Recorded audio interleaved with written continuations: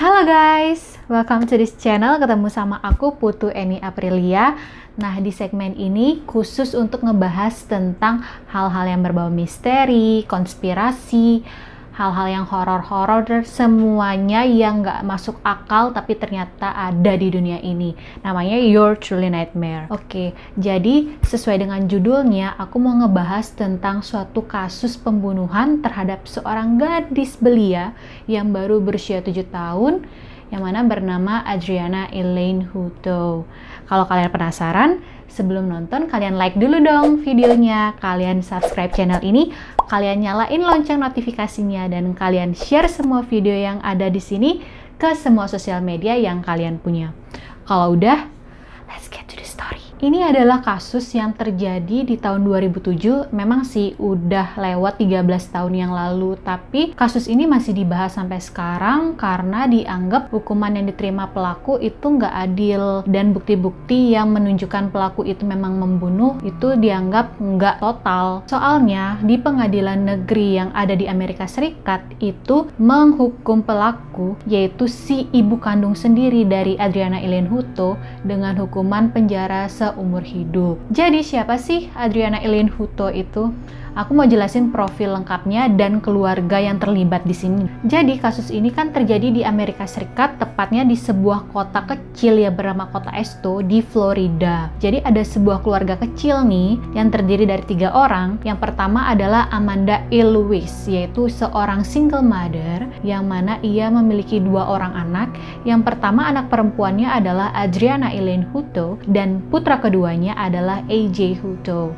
Jadi karena dia single mom, ia bekerja siang sampai malam setiap harinya full time di rumah sakit sebagai asisten suster. Lalu putri pertamanya adalah Adriana Elaine Hutto. Ia lahir pada 16 September 1999. Jadi waktu kejadian ini di tahun 2007, ia baru aja berumur 7 tahun. Tapi sayangnya Adriana ini semenjak lahir sudah didiagnosa dengan gejala gangguan genetik yang mana disebut dengan ADHD. ADHD adalah singkatan dari Attention Deficit Hyperactivity Disorder. Jadi ini adalah gangguan genetik yang menyerang sistem saraf sehingga ciri-cirinya akan sangat sulit untuk memperhatikan sesuatu, sangat susah untuk fokus, susah untuk mengatur emosi dan juga perilakunya sehingga melakukan banyak banget aktivitas atau hiperaktif. Nah, Adriana ini sangatlah hiperaktif seperti ciri-ciri penderitanya. Waktu pertama kali Amanda tahu kalau ternyata putri pertamanya itu mengalami gangguan genetik ini, ia pertamanya sangat nggak terima, ia nggak bisa nerima Adriana itu sebagai anak. Tapi lama-kelamaan, walau dia awalnya nggak nerima si Adriana sebagai anak, dia nggak nganggep Adriana sebagai anak, jadi pernah suatu waktu, saking nggak bisa diemnya, si Adriana ini nyoret-nyoret mobil Amanda dengan spidol warna-warni permanen. Waktu itu Amanda ngeliat mobilnya kayak gitu, dia marah banget sama Adriana. Dan tetangga-tetangganya yang ngeliat cuma komplainnya kayak gini, I could just kill her. Ya kalau artinya sih emang kayak aku mau bunuh dia aja kalau dia anakku. Ya walaupun sebenarnya secara harfiah itu nggak maksud untuk ngebunuh sih. Lalu putra kedua dari Amanda bernama AJ Hutto yang saat itu masih berusia 6 tahun.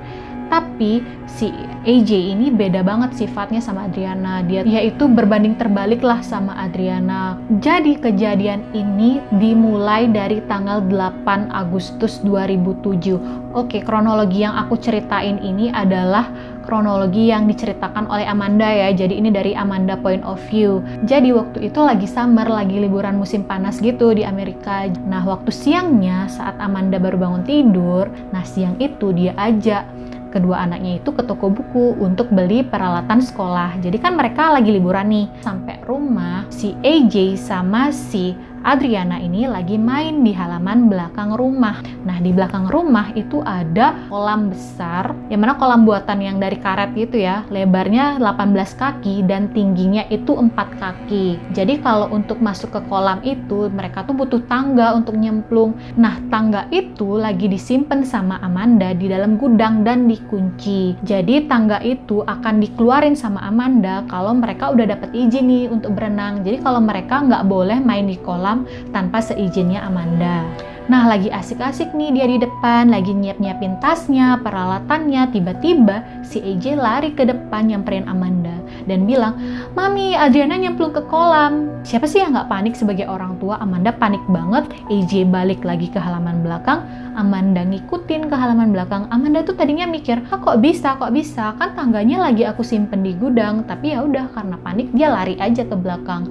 Nah, pas dia ke belakang ditemuinlah si AJ itu lagi di pinggir kolam kayak berusaha ngeraih si Adriana, tapi karena dia pendek kan, kolamnya itu kan tingginya 4 kaki, jadi nggak sampai. Akhirnya si Amanda dengan cekatan langsung narik Adriana keluar dari kolam, dan dilihatlah Adriana udah nggak bernafas, udah lemes banget, mukanya udah ungu, udah masuk air banyak banget ke dalam tubuhnya. Jadi saking paniknya akhirnya Amanda nelpon 911, dan kira-kira begini isi percakapannya di 911. I need an ambulance. What's wrong, ma'am? My daughter fell in the pool and she's not breathing. And she's not breathing. How old is she? She's 7 years old. All right, hang on just a second, ma'am. Oh, God. Her lips are purple. What do I do? Water's just coming out of her nose. Please, hurry. Nah, setelah dia minta tolong dengan nelpon 911, akhirnya beberapa lama kemudian petugas gawat darurat sampai nih di rumahnya. Lalu Adriana ini dibawa ke rumah sakit terdekat, yaitu kebetulan rumah sakit Bay Medical yang ada di kota Esto itu. Sedangkan si AJ dijemput sama kakek neneknya dan dibawa ke rumah kakek neneknya. Sesampainya di rumah sakit, Adriana langsung ditangani oleh seorang dokter bernama Dr. Rini Fox. Tapi Dr. Rini Fox ini ngerasa ada yang janggal sama Amanda. Jadi perwakilan dari keluarganya itu kan cuma ada Amanda aja. Jadi dia yang ngelihatnya itu Amanda aja. Dia ngelihat Amanda itu biasa aja. Jadi dokter ini terus aja update ke Amanda gimana perkembangannya Adriana, dia bisa diselamatin apa enggak, dia berusaha ngejelasin ke Amanda. Sampai akhirnya si dokter ini Fox ini ngomong sama si Amanda kayak gini, untuk menenangin dia ya. Kamu kalau ada yang mau kamu tanya atau ada yang bikin kamu cemas, kamu tanya aja sama aku akan bantu kamu. Kira-kira dokter ini Fox tuh ngomongnya gitu. Dan anehnya adalah Amanda malah nanya gini, di mana ya ada vending machine? Wah, kan dia tahu anaknya tuh lagi sekarat. Orang tua mana sih yang masih mikirin buat makan, minum? Pikirannya tuh pasti di anaknya, gimana caranya anaknya tuh selamat. Nah, itu keanehan pertama yang menurut Rini Fox itu janggal banget lah bagi orang tua pada umumnya. Lalu setelah 1 jam ditangani, akhirnya dokter Rini Fox menyatakan kalau Adriana itu tidak dapat diselamatkan sehingga dia meninggal dunia. Tapi lagi-lagi keanehan dilakukan Amanda. Amanda itu waktu dengar anaknya dibilang meninggal, dia tuh nggak shock, dia nggak yang nangis, nggak kayak yang sedih gitulah. Dia tuh cuma bengong. Nah, lagi-lagi dokter Rini Fox itu makin curiga sama si Amanda. Nah, dari situ dokter Rini Fox ini bisa nyimpulin nih, kayaknya ada yang aneh sama si Amanda. Kayaknya jiwanya atau mentalnya agak terganggu atau gimana, karena nggak normal menurut dia. Lalu karena kasusnya ini cepet banget terjadi, polisi dengan gampangnya langsung menutup kasus ini dengan alasan bahwa penyebab kematian Adriana adalah kasus kecelakaan murni. Menurut kepolisian, ada beberapa hal yang menyebabkan mereka menyimpulkan bahwa Adriana ini memang kecelakaan sendirinya. Yaitu yang pertama, ditemukan ada mobil-mobilan kecil di pinggir kolam. Tapi kesimpulan ini akhirnya dibantah karena ada banyak banget kejanggalan-kejanggalan atas kematiannya Adriana ini. Yang pertama, jadi penderita ADHD itu punya suatu fobia yang sangat besar terhadap suatu benda atau sesuatu hal yang sebenarnya nggak umum. Jadi Adriana ini takut banget sama air. Orang yang fobia sama sesuatu pasti dia berusaha untuk menghindari sesuatu kan. Jadi dia kayak aneh aja interest sama air, terus nyendok-nyendokin air dari kolam. Jadi sebenarnya apa yang disimulasikan polisi itu nggak valid. Lalu yang kedua adalah mobil-mobil wagon yang dibilang sama polisi itu dinaikin sama Adriana itu terlalu pendek. Anak 7 tahun juga nggak setinggi itu, sedangkan kolamnya itu tingginya 4 kaki. Jadi kalau dia naik ke atas wagon itu, dia masih nggak sampai sama kolamnya itu. Jadi sangat tidak mungkin dia nyemplung sendiri ke kolam itu, kecuali dia didorong ya. Itu mungkin aja. Dan juga tangga yang biasa dia gunakan untuk nyemplung ke kolam itu juga masih tersimpan rapi di dalam gudang dalam keadaan terkunci pula. Itu si Amanda yang nyimpen. Jadi kayak makin nggak mungkin kalau Adriana itu nyemplung sendiri dengan keadaan yang kolamnya itu tinggi sedangkan untuk dia naik itu pendek banget. Jadi yang paling plot twist dalam kasus ini adalah saat si Adriana ini dinyatakan meninggal dunia, AJ ini kan lagi sama kakek neneknya nih. Amanda tuh nelpon kakek neneknya itu untuk bilang kalau Adriana itu udah meninggal dunia. Dan AJ tahu. Waktu itu AJ langsung inisiatif buat minjem HP kakeknya dan nelpon polisi, dan dia bilang dia pengen ngomong nih sama polisi. Jadi itu menurut aku itu kayak aneh aja, anak baru berusia 6 tahun tiba-tiba pengen ketemu polisi, pengen nyampein sesuatu. Lalu karena AJ itu emang minta untuk bertemu sama polisi, akhirnya dia diundang ke kantor polisi dan dilakukanlah wawancara. Nah, karena ngedengar dari dan AJ yang paling mengagetkan adalah itu polisi akhirnya membuka kasus ini kembali bahwa sebenarnya ada dugaan pembunuhan di dalam itu adalah ibunya sendiri, ya Amanda itu.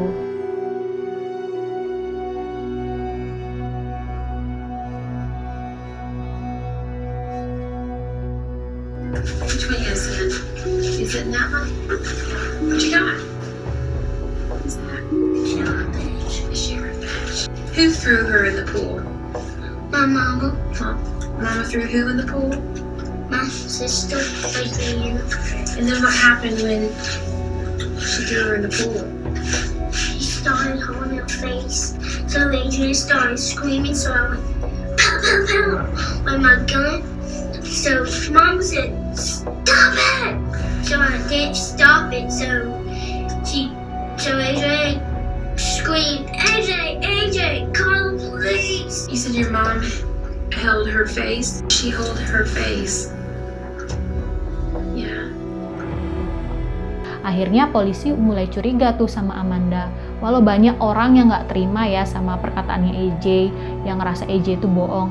Tapi ini sedikit kunci untuk membukalah kasus ini. Kalau nggak ada AJ ini yang ngomong sama polisi, mungkin kasus ini ya udah ditutup gitu aja. Akhirnya kepolisian itu mendatangi rumah Amanda dan ngecek kembali. Nah, polisi menemukan hal yang aneh di rumahnya. Di rumahnya itu nggak ada mainan satupun. Akhirnya polisi nanya ke Amanda, kenapa anak-anakmu nggak punya mainan? Tapi Amanda dengan gampang aja jawab, oh iya mereka tuh punya kok mainan, tapi karena mereka lagi aku hukum, jadi mainannya aku simpen di gudang selama seminggu. Jadi setelah diselidiki, keadaan gudangnya itu kotor banget, masih terkunci rapat. Pas dibuka itu gudang, ternyata mainan yang dimaksud tuh nggak ada.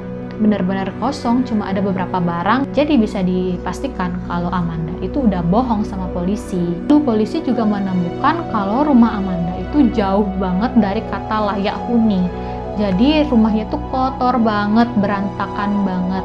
Jadi ditemukan air kencing, pup sembarangan, ada di kasur, ada di lantai kayak gitu. Udah nggak masuk akal. Jadi polisi juga merasa aneh. Jadi karena si Amanda ini berbohong sama polisi sebelumnya, akhirnya dia diundang nih sama polisi di September 2007 itu ke kantor polisi untuk melakukan tes kebohongan. Tapi si Amanda ini lolos tes tersebut. Nah, berdasarkan hasil dari pemeriksaan jasad Adriana, ditemukan 3 titik lebam di dahinya. Jadi kalau di-compare ya sama wawancaranya AJ sama polisi, AJ sempat bilang kalau Amanda itu nenggelamin Adriana tuh dengan cara kayak gini. Jadi kepalanya tuh diginiin sama si Amanda, kepalanya Adriana tuh ditenggelamin ke air kayak gitu.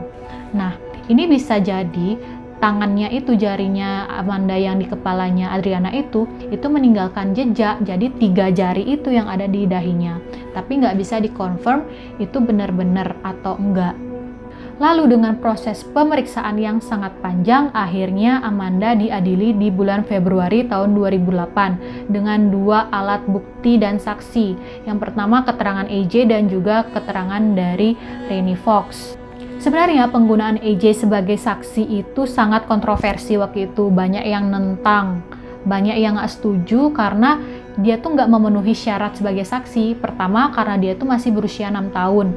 Dia masih di bawah umur, dianggap masih belum cakap untuk memberikan keterangan yang benar. Lalu yang kedua, keadaan mentalnya lagi terganggu karena dia ngelihat kematian di hadapannya. Jadi kayak dia tuh seharusnya masih trauma. Apalagi di proses pengadilan itu si AJ tuh nangis terus. Tapi ya walaupun dia masih kecil dan juga masih dalam keadaan trauma, emang nggak bisa dipungkirin sebenarnya emang kesaksian AJ yang ngebuka jalan semua penyidikan yang dilakukan polisi, tapi pengacaranya Amanda itu mengelak sama apa yang dikatain sama AJ ini. Tapi kadangkala keterangannya itu berubah-ubah. Nah, ada suatu waktu dia bilang kalau dia tuh nggak lihat gimana Amanda nenggelamin Adriana. Tapi ada juga di suatu waktu dia bilang kalau sebenarnya dia ngelihatnya tuh dari kejauhan. Jadi dia tuh gambar tentang kronologinya lah dalam sebuah kertas. Jadi di gambar itu dia memposisikan dirinya sedang berdiri di belakang pohon yang ada di belakang rumahnya itu. Lalu dia berdirinya itu kan jauh di belakang. Jadi kalau dilihat dari titik dia ngelihat ke kolam, seharusnya dia tuh nggak bisa lihat apa yang dilakukan Amanda ke Adriana. Tapi ada satu kalimat yang selalu diulang-ulang sama AJ ketika diwawancara. Dia selalu bilang, she dunked her. Kayak dia itu nenggelamin Adriana gitu. Dia Mama dunked my sister. What does that mean? Drown. selalu bilang itu karena kan she dunked her itu kan kayak bahasa yang simple banget, kayak anak kecil 6 tahun itu paling ngerti sama itu aja. Jadi itu aja yang kata-kata yang bisa menggambarkan apa yang terjadi gitu. Nah, selain AJ dan juga Dr. Annie Fox, ada beberapa saksi lain yang diundang ke pengadilan untuk memberikan kesaksian. Akhirnya setelah banyaknya proses pemeriksaan, penyidikan, dan persidangan, akhirnya Pengadilan Tinggi Florida memutuskan untuk memenjarakan Amanda dengan hukuman penjara seumur hidup. Florida law, there are only 2 possible penalties that can be imposed for the crime of first-degree felony murder. They are either death or life imprisonment. This court adjudges you to be guilty of that crime and sentences you to imprisonment in the Florida Department of Corrections for the remainder of your life. Walaupun putusan udah dijatuhin oleh pengadilan, si Amanda ini tetap ngekeh. Dia nggak mau ngaku kalau dia membunuh dia sampai sekarang. Jadi sejak 2008 itu dia udah 12 tahun di penjara nih. Sampai sekarang dia masih nggak ngaku kalau dia yang ngebunuh Adriana. Dia masih kekeh kalau apa yang dibilang AJ itu bohong. Tapi gimana menurut kalian guys? Bener nggak sih Amanda berdasarkan fakta-fakta yang aku bilang ya? Atau mungkin kalian tahu fakta-fakta lain yang aku nggak sebut, kalian bisa aja komen di bawah ya. Dan juga menurut kalian bener nggak sih apa yang diputuskan oleh pengadilan terhadap Amanda? Jadi ada beberapa konspirasi sih tentang kasus ini. Jadi kayak konspirasinya itu menempatkan si AJ dan juga Amanda ini terlibat menjadi pelaku. Yang pertama, Amanda sebagai pelaku. Jadi orang itu banyak yang berpikiran bahwa Amanda memang bunuh si Adriana. Jadi orang-orang mikir, oh bisa jadi karena dia tuh kan lagi stres tuh. Apalagi si anaknya itu, si Adriana itu nggak bisa diem. Kayaknya dia lagi ngehukum Adriana. Jadi dia mau ngehukum, tapi ngehukumnya terlalu keras. Akhirnya nggak sengaja dia sampai meninggal. Tapi ada juga yang percaya kalau sebenarnya yang ngebunuh itu si AJ. Makanya dia defense dirinya banget, terus nuduh ibunya untuk jadi pelaku, bahwa sebenarnya dia nih yang ngebunuh si Adriana. Walaupun sebenarnya kalau dipikir-pikir lagi, kayaknya agak nggak mungkin sih kalau AJ yang ngedorong Adriana. Karena kan AJ ini usianya lebih kecil ya, badannya lebih kecil juga. Jadi gimana guys menurut kalian? Jadi kayak apakah si Amanda ini stres, Amanda ini memang yang membunuh, atau sebenarnya ada orang lain ternyata yang membunuh Adriana tapi menjebak si Amanda? Menurut kalian gimana? Komen kalian di bawah ya. Oke, that's all tentang cerita yang aku bawain hari ini. Thank you for watching and see you in the next video. Bye!